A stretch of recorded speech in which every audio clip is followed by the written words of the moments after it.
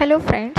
So in this video we shall see how to find HCF, that is highest common factor, using Euclid's division algorithm. So I'm going to take a problem example of 135 and 225. Now we have to find out the HCF, that is the highest common factors or the numbers which are same in between these two numbers, using Euclid's division algorithm.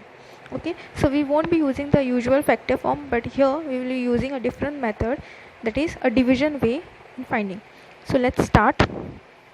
So the number which is bigger, that we will use it as a dividend, and the number which is smaller, we will use it as a divisor. So let's get started. So this is our division signal, and I'm going to write the bigger number as my dividend, which will go inside, which we will have to divide with a lesser number, that is our divisor. Now, normal division we have to do, we have to see if we can get 225 in 135 table or not, then a lesser number. So if we multiply 135 into 2, we will get a number which will be above 225. So we shall take number as 135 ones are 135.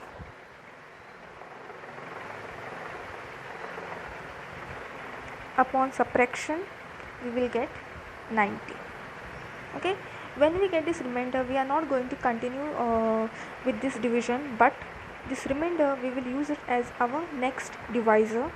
Okay, in order to divide the divisor of the first part.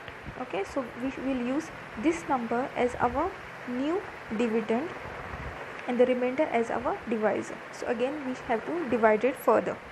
So again I need to see if I can get 135 in the table of 90, but I will not get. I will get a number above 135. So again I will use 90 ones are 90.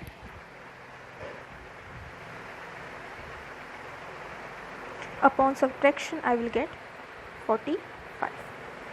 Okay. So again I will use this 45 as my new divisor in order to divide the earlier divisor, that is 90. So here I am taking 90 as my new dividend, okay, and I will divide it with 45.